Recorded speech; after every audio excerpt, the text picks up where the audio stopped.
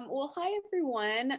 Thanks, Emily, so much for that foundation of major doesn't equal career. I think it's really helpful to put in a perspective. So my name's Vanessa Garcia. I'm the academic advising coordinator over at the Vick Center. Some of you may know me already or have met me in different settings, and some of you are like, who is this? But regardless, I'm happy to speak to everybody today. The Vick Center is the advising center for all UGS students. And so we work with students for a variety of different things, and I'll talk about them in just a little bit. But mostly, I just want to break down some logistics first so that everybody understands how they connect to their advising office right now as a UGS student. And some of you were like, I know this already. I know how to make an appointment. But just so that we're all on the same page as we get ready for this spring 2021 semester. So as you know, right now the Vick Center is, probably know, is a virtual advising office, which means that we are meeting with students strictly through Zoom or phone appointment if Zoom is not super accessible for students right now. And how do I schedule an appointment? If I'm a UGS student wanting to talk to an advisor, you can Google UT Austin Vick Center. It will be the first link that pops up, and then you can, and then you can schedule with us online at any point in time. So, and that's for really a 30-minute appointment. And if you're like, what do I talk to my advisor about for a 30-minute appointment? We can break down the different reasons to come in. If you have another, just like a quick question that you want to ask somebody, we have drop-ins. And so this is, I wouldn't say new, but I think students forget about this sometimes, so I want to plug it. So you are able to meet with a Vick advisor for UGS drop-ins at any point in time between Monday through Friday from 1 to 3 p.m. So if you have, what is a quick question? Maybe a question about like your course scheduling at this point in time, if a course is challenging. I had a quick question about internal transfer. So can you answer this? Anything that you think may just be like, I just want to pop in for a specific question. I don't necessarily need a 30-minute appointment. And we are more than happy to have conversations with you for drop-ins. It's not necessarily that you'll meet with your specific assigned academic advisor, but you'll meet with an advisor over at the Vick Center. And we also meet with non-UGS students. So if you have friends that are going through the internal transfer process, or if you want to plug us in any way, shape, or form because you think that we would be helpful for somebody, we do meet with students, not just for drop-ins, but for drop-ins and appointments as well, for those that are thinking about the major exploration process. And I know that right now this like link is clickable, but I can also send this out. And again, if you Google UT Vick Center, under academic advising, the Zoom link is on there as well. If you are a Discovery Scholar, and if you are a Discovery Scholar, you know this, you can come to our drop-ins, but also it might be best for you to meet with your academic advisor over through DSP. So the best thing would probably be that you reach out to Discovery Scholars at austin.utexas.edu for their drop-in information. Okay. So before I move along to like my academic advising piece and why you might meet with your academic advisor, can I just get a little bit of an interactive portion here and hear about maybe what some folks are interested in regarding internal transfer or majors, things that you might be interested in major wise or even minors and certificate wise. And you can either just pop that in the chat or unmute yourself. We're somewhat smaller groups. I feel like it's okay if we just do the unmute or the chat.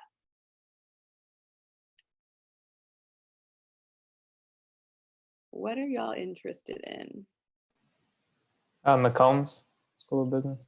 School of Business. Okay, thanks, Andres. Is there a specific major, or right now you're just thinking McCombs in general?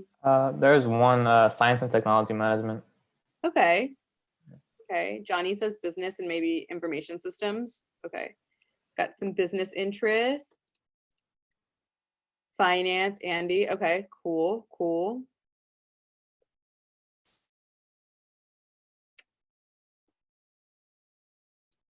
We got Moody and communication. Okay, Andrea.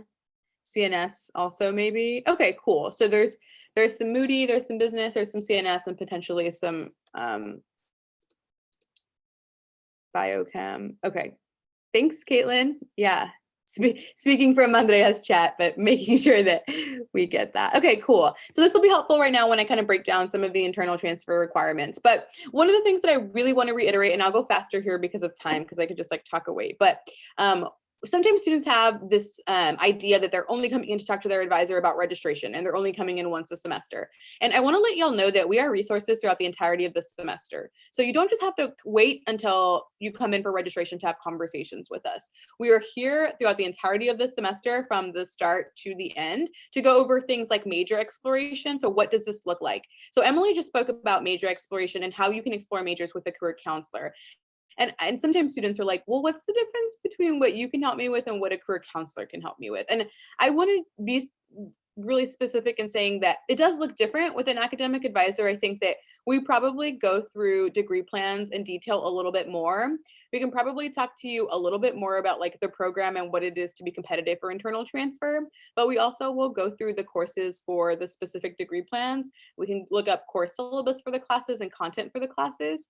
So when I think about, and Emily, you can definitely tell me like, no, Vanessa, but when we think about the differences, I think that you dig a little bit deeper with career counseling and you think a little bit more about the whys, a little bit more about the values, the interests, the personality, and the skills. And then once you've done that work, you come over with your academic advisor and start looking at the content and the degree plans and what it will take to get there and kind of comparing that and thinking about, okay, do I want to work towards multiple things, which is what we recommend, or do I want to stick to just, the things that I know that I wanted to do when I first got to UT?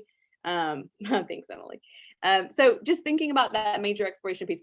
And sometimes it's interesting when, let's say I'm going to call on Neil because I know Neil from Vick, but interested in computer science, right? So like, let's look at the degree plan for computer science and let's look at the content. But sometimes students will come in and say, I want to do this degree plan. I feel really strongly about this, but haven't even looked at the degree at all, right? So my job is just to introduce you to that content and the courses and what you're going to be learning about. That's not to say that, let's say Neil looks at that and says, oh, I don't want to do that any longer. My job is just to make you familiar with what it is that you're going to be learning about. Because like Emily said earlier, it's really important that you feel interested in the things that you're learning about right now. You deserve to feel interested in the things that you're learning about right now. And if you're not, then let's have conversations about that. So major exploration, we can talk about that. Internal transfer planning. So some of the examples that y'all just said. So someone said they were interested, Andres, you said business, right? So that what you need for business is going to be different from, let's say Andrea was thinking about communication, what she needs for communication. So I don't think that the expectation is that each of you know what internal transfer requirements are for every school. But when you come in and you talk to your advisor, you should then be informed about what the internal transfer requirements are for the things that you're interested in. So Andres, I would tell you, you need Calculus 1, Calculus 2, microeconomics, macroeconomics, and that's what your journey will look like towards internal transfer. Whereas Andrea, if you said that you want to do communication studies or common leadership, I would talk to you about needing a 2.0 GPA, a potential optional essay, going to an information system. So requirements are different. And I also say this so that just so that you know, the best space for you to be informed about internal transfer planning is with your academic advisor. So requirements change from semester to semester. There's frequent change. And I know that y'all are, you have a bunch of friends and your friends are intelligent and they're going to tell you things. But if I've had students that have done like, oh, I'm eligible because like my friend told me that I needed to do this, and that hasn't been accurate. So I just want to make sure that each of you are connecting to your advising office so you know exactly what it is that you need to do straight from the source. So we also, registration advising is something that we go over as well. So at minimum, you will meet with your academic advisor one time a semester to go over courses for the following semester. So, but when does this happen? So typically in the fall semester, if you're preparing for the spring semester, your advisor will send you an email in October and tell you it's time to come in for registration. And at that time, whenever you see that email, you should schedule. In the spring semester, we are going to let y'all know the second week of March. We'll send out your academic advisor, we'll send you an email, and then at that point in time, you'll come in and you'll schedule. And it differs. So I know some of y'all have already transitioned out of UGS, right? So advising and registration differs once you leave UGS, but while you're in UGS, you're gonna have really, I would say, I don't want to say intrusive, but advisors that are going to absolutely require that you come for registration. Just to make sure that you have all the courses that you need to be eligible to apply for internal transfer and that you're taking all the courses that you need that keep you on track for progress to graduation. So that's really important. And then lastly, academic concerns. So we are working through and surviving through a global pandemic, and life happens. And even if a pandemic wasn't present, life happens. And so what if I need to drop a class? What if a course is too challenging? something happened at home. I'm feeling too stressed about these situations. I'm working through some mental health things. And I just need to talk out about whether I should drop a class, whether I should withdraw. What are my options at this time? So at the Vick Center, again, this is a center where absolutely we can talk to you about your options and what makes the most sense. Even if you're at a point where you come in and you're not too sure if you want to drop a class, just hearing about your options and potentially if you did drop, what that would look like. In this semester, y'all all have the COVID pass-fail options for this semester and last semester, actually. So what does that mean? What does that look like for me? What does it look like, especially through internal transfer? All of these academic concerns, you have an academic advisor, an assigned academic advisor to talk to you about what this looks like. So reasons to come in. And also, again, you can come in if you haven't, it doesn't have to be just those 4 things that we just covered. So I've just provided an example of internal transfer and what it looks like. The definition really just is that you're transferring from UGS to a specific college and major. So things do differ by colleges and schools. So I'm going to kind of breeze through this for the purposes of time and leaving some question space at the end. But so engineering, 24 hours in residence, 4 technical courses, a GPA requirement, and then some prerequisite courses. For communication, it's actually a 2.0 now, not a 2.25, which is leading to my point that it's always changing through internal transfer requirements. But a 2.0 GPA, going to an info session, and then there's some prereq courses needed for specific classes. So business looks, we spoke about this right now, this looks different, 3.25 GPA, 24 hours in residence, calculus 1, calculus 2, microeconomics, and macroeconomics. So internal transfer really just depends on what you're interested in. I have students that sometimes say, like, do you think that I should work towards multiple things? And my answer to that is absolutely. So if you're interested in business, I think that is fantastic. And there's multiple ways, as Emily just spoke about in detail, to get to an occupational path without having to just like I need to do this major to do that. That's not the way that it kind of works any longer. So that's why when students come into my office and they say things like, I'm interested in business, I will lay out all of the different majors that are business related, not just in the School of Business, this is what exists. And I'll show you all some majors in just a bit. So College of Natural Science, I think some folks also spoke about this. 24 hours in residence, 1 approved math class, probably calculus, but if not statistics, and then 2 approved science courses in residence, and then an essay. So, and internal transfer differs in the way that applications are looked at. And these are like, if you have questions about any of these things, again, academic advisor there to help as well. So whenever someone says something like, I'm interested in STEM or business or healthcare, my advisor brain always works in the sense of clumping things into career fields. So when you say you're interested in business, again, I'm not just going to go to McCombs. I'm going to go to all the different majors that I think about at UT that can get you there. And so rather than focusing on just the college or school, it's what do you feel you want to learn about? Like, I love that Emily used the phrase educational package, because sometimes it is like getting to what exactly fits right for you is combining a major, minor, and certificate versus like, I just need finance and that's how I'm going to get the job. So like, absolutely your major is going to help you and leave you with specific skills that are going to make you marketable and will help with occupation. But more than anything, it is you enjoying what it is you're wanting, that you're learning about, and that doesn't necessarily mean that it has to be in a specific college or school. So the example that I give is like, I'll say business because some of y'all spoke about business, but I always talk to students also about things like math and actuarial science, especially for those that are wanting to do something like accounting or consulting in that way. Advertising and public relations for my students that are interested in marketing or management. I always talk to them about advertising and PR. Communication studies, specifically a track in corporate communication. Economics also has a business economics option that's really neat for students, and human dimensions of organization. Consulting is huge right now in corporate settings, especially. So when I think about consulting, I think specifically about communication studies and human dimensions of organization. If you're wanting to work in certain spaces in the corporate world, especially, I think the interpersonal skills are really important. And I think that degrees in communication studies and liberal arts are really helpful in that sense. So that was the business example, but I also talk like healthcare. There's so many different majors at UT that can get you there. Human dimensions and family sciences, speech, language, and hearing, health and society. One of my favorite majors is like public health and exercise sports science. So shout out Wesley, I know that he's in education, but just different ways to and the path to get you there. And I think that it's also when you're thinking about applying for one thing that's great, and your advising center and your advisor are going to support you in that journey to apply, make sure that you're eligible. And also, I think it does, if you have other interests and other things that, you know, align with the things that you like to learn about and you like to do, why not apply if you're eligible? And just expand kind of just all those options. So all of these are clickable links to Wayfinder that talk in detail about the majors a little bit more, and also the internal transfer requirements. So I can send this out as well. So I'm just going to, I'll go over this like really quickly. So last time I did this presentation, Wesley, you sent over a couple of questions that people had, and I kept these questions. I want to like leave this option to you. Do you want me to go through these questions, or do you think that it would be best just to open a Q&A in general so that if anyone does have questions, Emily and I can answer them at this time? Yeah, I think maybe opening it up to the floor for questions sounds great if we want to do that. And if people don't have questions, then we can go from this list right here. Okay, fantastic. I think that's a great idea. Yeah, and if y'all want to ask questions, you can either unmute, go and ask, or you can put it in the chat, and we'll make sure they're answered either way. I actually have a question real quick if I can ask it. Just about the actuarial science track, is that under like the math degree in CNS? Yes. Okay.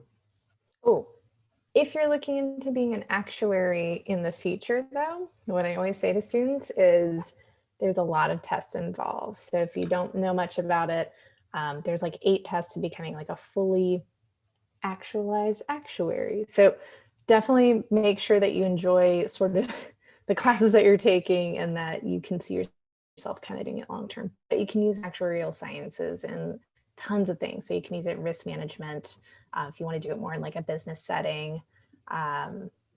You know, just anything to do with data, basically, too. You can always use it for that as well. All right, thank you.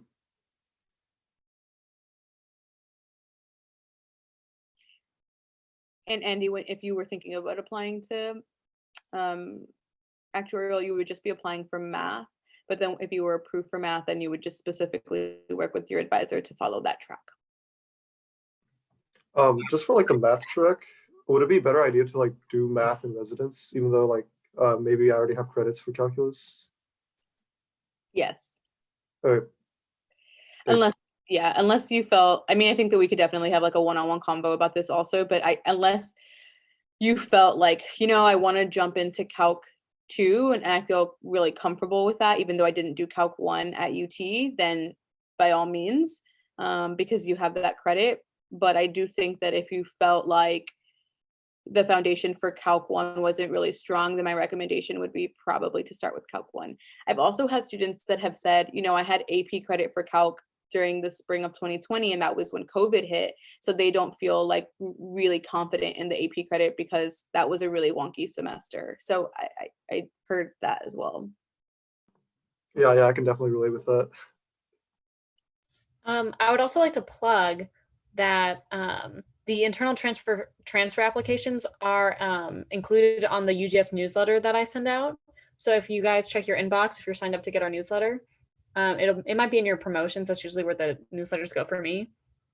But I've included all of the internal transfer applications, maybe not all of them, but like there's architecture, business, nursing, all of those internal transfer applications are included on the newsletter, and there's even links that you can click on. And if yours isn't included, you can also just type in, literally, this is how I added them to the newsletter. It's just UT Austin, like your major internal transfer, like that's it. And it's usually the first link, and you can just click on that and it'll tell you about the qualifications. But I did want to plug that. Thank you, Courtney. That's super helpful. I had a question on colleges, like because I know there's liberal arts, but then there's also fine arts. What is the process to getting into like one of the like fine arts, college of fine arts? Yeah, so fine arts is kind of broken down into, I do like 2 different kind of categories for fine arts, and one of them is like the creative arts and design, which is design and AET. And then the other is like theater and dance and art and music. So it depends. Okay. Similar to how I was saying, like everything is different for engineering and comm and CNS. Every specific major within COFA, yeah, all of them have a different internal transfer process. So some of them are performance based. If it's like music, if it's theater and dance, and then others are like portfolio based, like AT and design. So if you wanted to go into details about like what that looks like, do you know, Andres, if you're looking more like the music or dance, or you're looking at the creative design? Well, there's one that I saw was AET, and yeah, it's like arts and entertainment technologies, and they had like a music, they had like other stuff, but yeah, AET is a really, like, I would say, I don't have another word except pop-in. Like, it's a pop-in and popular major right now, and it requires a portfolio and a preferred GPA of a 3.0. And there is other parts of the application, but when you meet with your academic advisor, you can ask them about what the internal transfer requirements are. It is, I would say, I think it has settled down a little bit with competitiveness to get into the school, but it's still pretty competitive. And by far, the thing that they look at the most is not GPA, it's the portfolio. Okay. So like orgs and stuff, or portfolio is going to be actual drawings or like or photos, projects, like if Yeah. you've coded projects at all. Yeah. okay. So any sort of thing that showcases like your craft.